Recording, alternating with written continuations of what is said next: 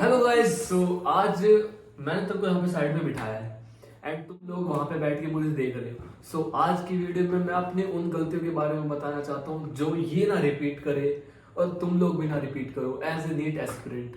So my name is Dev and I scored 640 marks in NEET 2022। सो आज की video का टॉपिक है कि क्या कोटा, सीकर और जितने भी बड़े बड़े एजुकेशनल सिटीज है एंड मेरा क्या एक्सपीरियंस था कोटा सीकर जाके, कि मैंने क्या गलती की थी जो मैं बीच कोर्स में छोड़ के अपने घर पे वापस आके सेल्फ स्टडी से तैयारी करना स्टार्ट कर दी थी।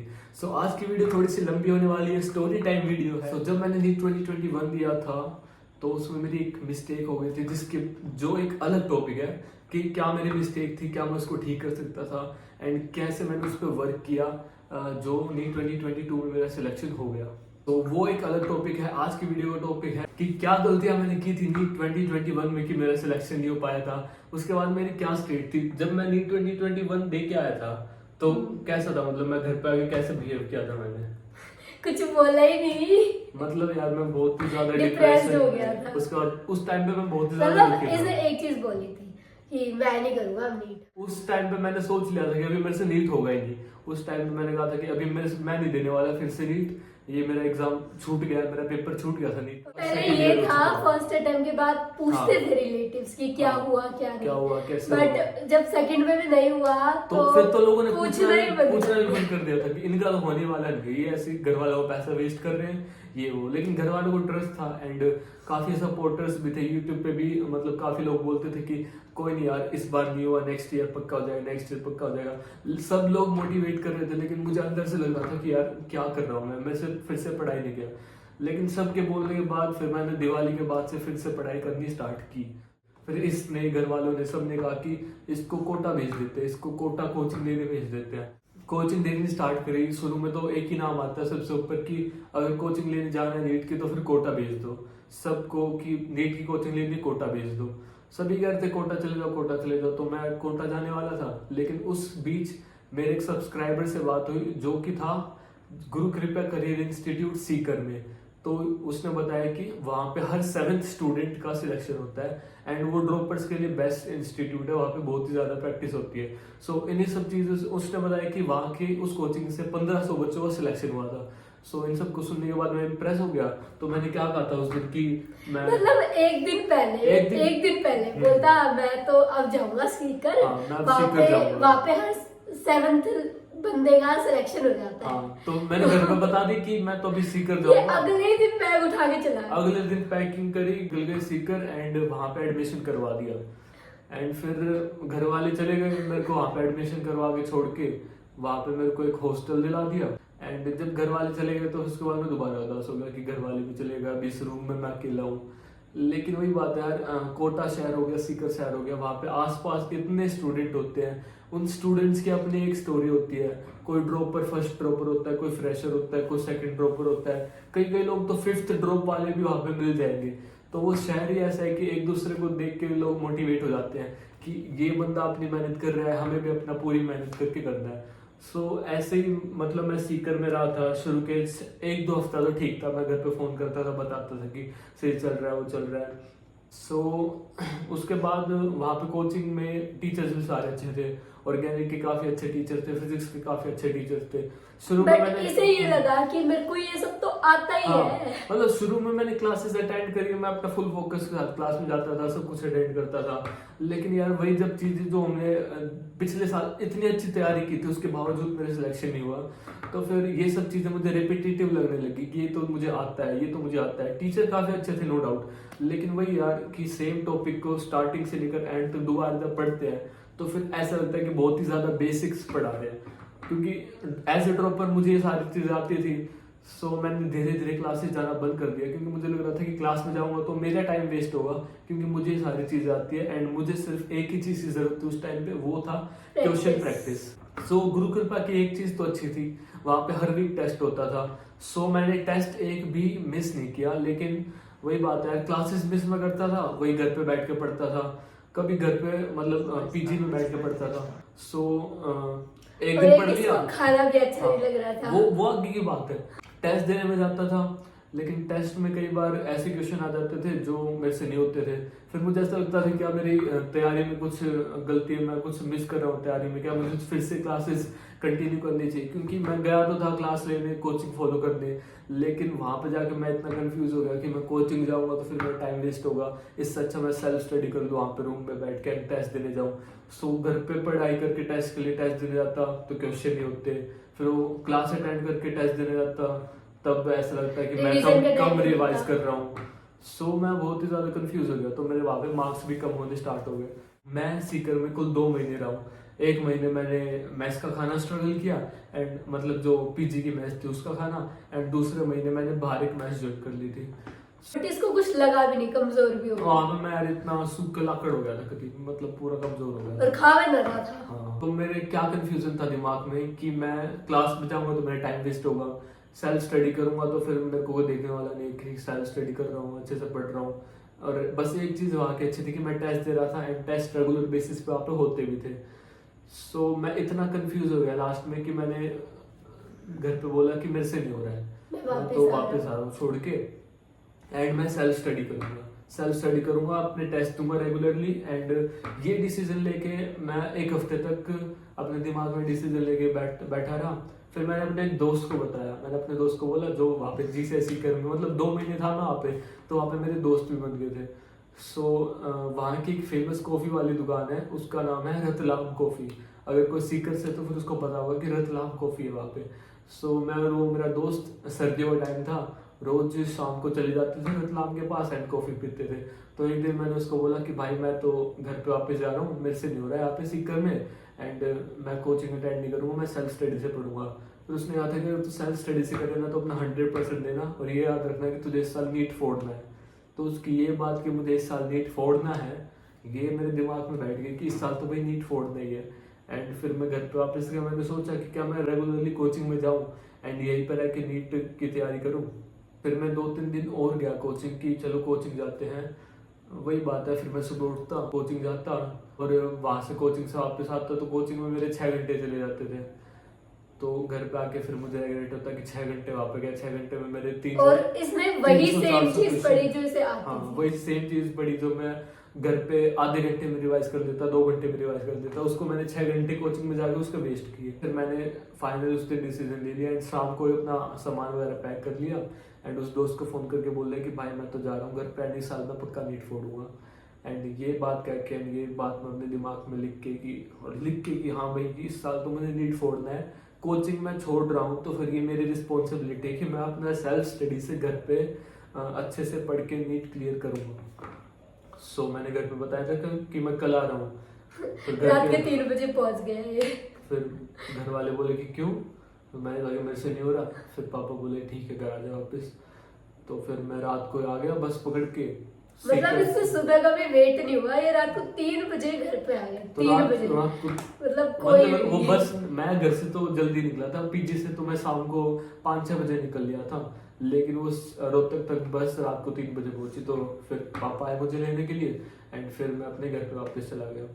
उस दिन मैंने घर वालों को बोल दिया था कि मेरी गलती है, मैंने कहा था कि मैं कोचिंग ज्वाइन करूंगा। मुझे लगा था कि कोचिंग जाऊंगा एंड वहाँ पे कोचिंग में टीचर्स ऐसे मिलेंगे, पता नहीं मेरे दिमाग में क्या था कोचिंग के ऊपर कि इसे लगा पता नहीं क्या ही पढ़ाएंगे वो, कि मुझे मेरा लगा कोई कि पता नहीं क्या पढ़ाएंगे, ऐसा सीकर में ऐसा कोटा वगैरह में ऐसा क्या ही होता है जो मैं खुद से नहीं कर सकता। तो ये माइंड में था कि मेरे में कि वहाँ पे तो कुछ मैजिक होता है, वहाँ पे जाते बच्चों को सिलेक्शन हो जाता है। यार सिंपल सी बात है, अगर तुम खुद मेहनत नहीं करोगे, खुद नहीं पढ़ोगे तो फिर सिलेक्शन नहीं होगा। तो फिर मैं गया वहाँ पे, एंड ये मेरा एक्सपीरियंस था कि मुझे सारी चीजें रिपीटेटिव लगने लगी। अगर तुम एक नीट एस्पिरेंट हो, तुम एक ड्रॉपर हो, एंड ये तुम्हारा सेकंड ड्रॉप है या फिर फर्स्ट ड्रॉप है, एंड तुम्हें अपनी प्रिपरेशन पे कॉन्फिडेंस है कि तुम्हें कॉन्सेप्ट्स क्लियर है। देखो यार मेरे कॉन्सेप्ट्स क्लियर थे, इसलिए मुझे सारी चीजें बेसिक्स लगती थी। अगर तुम्हारे कॉन्सेप्ट्स क्लियर हैं, अगर तुम्हें लगता है कि तुम्हें सब कुछ आता है, मतलब तुम्हें बेसिक से ज्यादा आता है, तो फिर तुम किसी कोचिंग में जाके कि ये फैंसी है कि सारे लोग कोटा जाते हैं कोचिंग के लिए, तो उसका यार कोई फायदा नहीं है। आपको लगता है कि आपके कॉन्सेप्ट्स वगैरह क्लियर है तो कोटा जाके, सीकर जाके, या फिर किसी भी एक ब्रांडेड इंस्टीट्यूट में ऑफलाइन जाके, अपना घर छोड़ के वहाँ पे पीजे में रह के, तुम ऐसा लगता है कि तुम्हें कुछ मैजिकल हो जाएगा, एंड तुम्हें वो कुछ ऐसा बता देंगे कि तुम बहुत तुम्हारा सिलेक्शन पक्का ही सिलेक्शन पक्का हो जाएगा। ऐसा कुछ सोच के तुम अपना घर छोड़ के किसी कोटा जैसे शहर में जाओगे तो फिर वो एक मिथ है। वहां पे जाके भी तुम्हें खुद से मेहनत करनी पड़ेगी, वहां पे जाके भी तुम्हें खुद से क्वेश्चन सोल्व करने पड़ेंगे, वहां पे जाके भी तुम्हें वही लोग पढ़ाएंगे जो तुम्हें ऑनलाइन पढ़ा रहे हैं। कोटा माहौल देता है, कोटा माहौल देता है, ये बात बिल्कुल सच है। क्योंकि जब मैं घर से कोटा में गया था ना, तो फिर मैं बहुत ही ज्यादा डिप्रेस था। मुझे ऐसा लग रहा था कि मैं क्या कर रहा हूँ अपनी लाइफ के साथ। मेरे जो बाकी के दोस्त हैं, मतलब मैंने 2020 में करा था, कोई फर्स्ट ईयर में, कोई सेकंड ईयर में, एंड कोई बीएससी कर रहा है, कोई कुछ कर रहा है, एंड मैं क्या कर रहा हूँ, मैं एक एग्जाम के लिए प्रिपेयर कर रहा हूँ। सो ये थॉट रहता है, एंड तब ऐसा लगता है कि अपना घर छोड़ के कहीं पे चले जाओ। लेकिन बाद में रिग्रेट होता है कि इससे अच्छा तो मैं घर पे बैठ के पढ़ लेता, एंड पैसे भी वेस्ट होते हैं यार गाइस। मैं 2 महीने में कोचिंग छोड़ के वापस आ गया था, तो मैंने जो फीस दी थी पूरे साल की वो भी वेस्ट हो गई थी। तो मैं घर पे वापस आया एंड मैंने सेल्फ स्टडी की। मेरा जो एक चीज लैक कर रहा था वो था स्पीड, कि मुझे क्वेश्चन सोल्व करने में स्पीड ज्यादा चाहिए, जिसकी वजह से मेरा सिलेक्शन नहीं हो पाया, जिसकी वजह से मेरे को थर्ड अटेम्प्ट देना पड़ा। वो थी मेरी स्पीड लैक कर रहा था मैं। कॉन्सेप्ट्स मेरे क्लियर थे, क्वेश्चंस मेरे से सोल्व होते थे, बस एक चीज थी कि मेरी स्पीड कम थी। तो फिर मैंने इस साल बहुत ही ज्यादा क्वेश्चन करे, मतलब मैं डेली क्वेश्चन सोल्व करता था। डेली फिजिक्स के 100 क्वेश्चन को सोल्व करता था, हो सके तो केमिस्ट्री के भी 100 क्वेश्चन सोल्व करता था। एंड बायो का मेरा फिक्स था कि डेली मैं बायो के क्वेश्चन सोल्व करता था। एंड मैं बायो के क्वेश्चन सोल्व कैसे करता था, एनसीईआरटी उठाता था, कोई भी चैप्टर पढ़ता था, उस चैप्टर में से मैं क्वेश्चंस फ्रेम करता था। मतलब ये मैंने चैप्टर पढ़ लिया तो एक लाइन है कि आर.एच. विटेकर ने ये रूल्स दिए थे, तो उस पर मैंने एक क्वेश्चन फ्रेम किया एंड उसको मैंने अपने टेलीग्राम पे पोस्ट कर दिया। सो ऐसे मैं क्वेश्चंस बनाता था, अपने टेलीग्राम पे डालता था। ऐसे ऐसे करके मैंने अबाउट 10,000 15,000 क्वेश्चंस मैंने खुद के बनाए हुए टेलीग्राम ग्रुप पे डाल रखे हैं। वो तुम चेकआउट कर सकते हो, लिंक डिस्क्रिप्शन में टेलीग्राम ग्रुप का। एंड इससे मैंने बहुत ही अच्छी प्रैक्टिस करी बायो की स्पेशली। एंड डेली हमारा बायो का एक क्विज सेशन होता था टेलीग्राम ग्रुप पे, वो अब भी होता है, वो अभी ये करती है साथ में।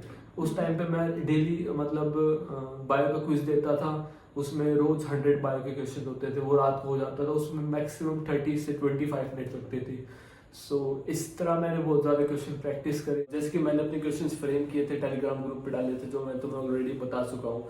बायो को परफेक्ट करने का एक ही तरीका यार, एनसीईआरटी को घोट के पी लो। और एनसीईआरटी में भी कुछ कुछ ऐसी चीजें होती है, मतलब वो हम पढ़ लेते हैं लेकिन हमें समझ में तब तक नहीं आता जब तक हम उस टॉपिक पे, उस लाइन पे क्वेश्चन नहीं बना लेते। सो एनसीईआरटी के हर लाइन पे क्वेश्चन बनाना, हर लाइन से क्वेश्चन फ्रेम करके उस क्वेश्चन को करना, उसके बाद ही तुम्हारी एनसीईआरटी परफेक्ट हो पाएगी। So like I scored 345 marks out of 316 biology and I could have scored 350 marks. वो बस मैंने क्वेश्चन गलत रीड कर लिया, उस वजह से मेरा क्वेश्चन गलत हो गया। ये पेपर दे के आया, बोलता मैंने तो सारे क्वेश्चन वो थे जो मैंने खुद से कर रखे थे, जो मैंने किए हुए थे। तो गाइस मैं फॉलो करता था एक ऐप को जिसका नाम है मेमो नीट ऐप, जो अब मैं फॉलो करती हूँ, जो मैं भी इसको बोलता हूँ कि इसके क्वेश्चंस करना। सो उसके अंदर फिजिक्स के, केमिस्ट्री के, बायो के, तीनों के क्वेश्चंस हैं। लाइक बायोलॉजी के अराउंड 30,000 से ज्यादा क्वेश्चंस हैं, जो कि एनसीईआरटी के लाइन से डायरेक्ट फ्रेम हुए हैं। सो मतलब इस साल नीट के अंदर 96 out of 100 questions memo NEET app से डायरेक्टली आए हुए थे। तो फिर जो मैंने क्वेश्चंस किए हुए थे ना, जो क्वेश्चन मैंने प्रैक्टिस किए हुए थे, वो क्वेश्चंस मैं जब पेपर में देखता हूँ तो कॉन्फिडेंस तो आ जाता है अलग लेवल का, सीधा वो टिक टिक टिक होते हैं। तो ऐसे मेरी बायोलॉजी मतलब अराउंड 35 to 40 मिनट्स के अंदर कंप्लीट हो गई थी नीट के अंदर। सो उससे स्पीड भी इंक्रीज होती है जब तुमने क्वेश्चन अगर तुमने क्वेश्चन किए हुए हैं तो फिर तुम्हारी स्पीड भी इंक्रीज होगी। क्या होता है ना, जैसे तुम क्वेश्चंस गलत कर देते हो तो फिर क्वेश्चन तुम्हारे पास बार बार रिपीट होगा तुम्हारे पास, जिससे कि तुम्हारे दिमाग में वो चीज जब तक वो सेटल नहीं हो जाते ना क्वेश्चन, तब तक वो रिपीट होते रहते हैं। मतलब उसी क्वेश्चन को फ्लैश करते रहते हैं वो लोग। जब तक तुम परफेक्ट नहीं हो जाते उस चीज में, तब तक वो तुम्हारे पास क्वेश्चन आते रहते हैं। सो मतलब जो टॉपिक में हम कमजोर है उसी टॉपिक के क्वेश्चंस, मतलब जो तूने गलत किया, लेकिन जैसे तरह एक वीक टॉपिक है ईयर, तूने उस पे क्वेश्चन करे, तूने पूरे चैप्टर में क्वेश्चन करे, उस ईयर से तेरे 3 क्वेश्चन गलत हो गए, तो फिर जब तू नेक्स्ट टाइम पे वो टॉपिक रिवाइज करेगी ना, तो फिर वो 3 क्वेश्चन आएंगे और भी क्वेश्चन आएंगे, मतलब उससे रिलेटेड और क्वेश्चन और रिलेटेड क्वेश्चन आएंगे, जिससे तुम्हारा कॉन्सेप्ट्स क्लियर हो जाएंगे। एंड फ्लैश लास्ट टाइम भी बोला था बट मैंने किया ही नहीं। Flash cards and formula sheet सब कुछ तुम्हें मेमो नीट ऐप पे मिल जाएगा।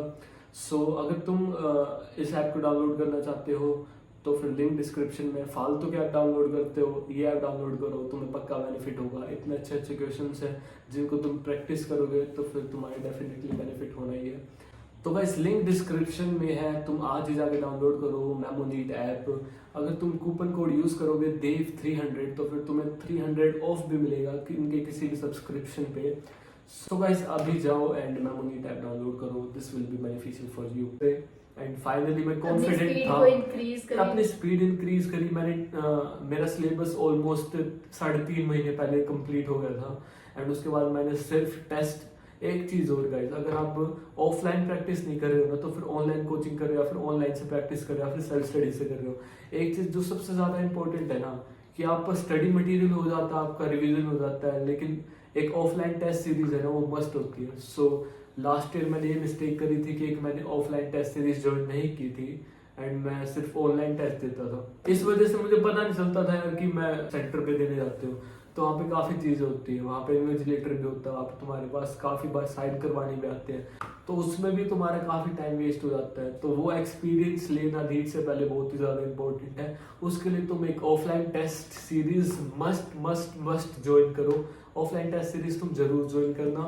ये भी साल ऑफलाइन टेस्ट सीरीज ज्वाइन करेगी। जो मैंने मिस्टेक्स की थी मैं इसको वो मिस्टेक्स नहीं करने दूंगा। सो यही कुछ बातें थी कि कोटा सिर्फ माहौल देता है, पढ़ना तुम्हें यहाँ पे भी है, पढ़ना तुम्हें वहाँ पे भी है। तुम्हारी अगर मेहनत करोगे तो तुम घर से भी कर सकते हो। कोई जरूरी नहीं है कि तुम कोटा जाओ, सीकर जाओ, फिर कहीं पे भी जाओ। ऐसा कुछ भी वो मैजिकल नहीं, कुछ मैजिकल नहीं होता वहाँ पे कि तुम वहाँ पे जाओगे तुम्हारा सिलेक्शन हो जाएगा। टीचर्स ऑनलाइन में इतने अच्छे आ चुके हैं कि कोटा के टीचर्स भी फेल हैं, ये बात सच है। ये तुम्हारी चॉइस है कि तुम्हें ऑफलाइन जाना है, कोटा में जाना है, सीकर जाना है। अगर कंसेप्ट क्लियर है तो यार, कॉन्सेप्ट क्लियर है, तुम्हारे सारे फंडे क्लियर है, तो फिर तुम घर पे बैठ के प्रैक्टिस करो, उससे तुम्हारा सिलेक्शन हो जाएगा। एक ऑफलाइन टेस्ट सीरीज ज्वाइन कर लो। लेकिन अगर तुम्हें बेसिक्स ही करना है, तुम्हें कोई चाहिए कि स्पून फीडिंग करे और तुम्हें जाना है, तुम्हें कोचिंग जाना है तो तुम जाओ कोचिंग। बाकी अगर किसी को कॉन्सेप्ट क्लियर है, अगर किसी को पता है कि मुझे आता है तो वो अपने घर पे सेल्फ स्टडी करो। एंड सेल्फ स्टडी में एक चीज बहुत इंपॉर्टेंट है, वो है टेस्ट सीरीज। एक टेस्ट सीरीज ज्वाइन करो। मोटिवेशन भी बहुत ज्यादा जरूरी है। मोटिवेशन तो होना चाहिए यार।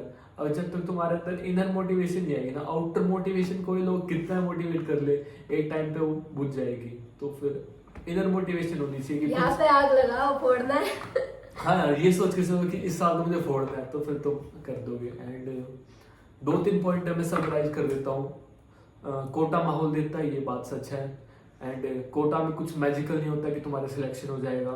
अगर तुम्हारे कॉन्सेप्ट क्लियर है एंड तुम्हारी प्रिपरेशन ठीक है तो तुम कोटा मत जाओ, तो तुम घर पे प्रैक्टिस करो एंड क्वेश्चन सॉल्व करो। एंड ऑनलाइन काफी अच्छे टीचर्स हैं, वो भी तुम्हें बता देंगे। कोटा मत जाना, ये गलती मत करते जो मैंने की थी। चौथा, अगर तुम घर पे प्रिपेयर कर रहे हो तो फिर एक offline test series must join करना। एंड या डेली क्वेश्चन प्रैक्टिस करो, डेली फिजिक्स के क्वेश्चन लगाओ, डेली केमिस्ट्री के क्वेश्चन लगाओ, डेली बायो के क्वेश्चन लगाओ। ये सब चीजें तुम करोगे तो फिर तुम्हारे सिलेक्शन से तुम्हें कोई नहीं रोक सकता है। सो इस वीडियो के लिए यही तक था and thank you guys for watching. Bye.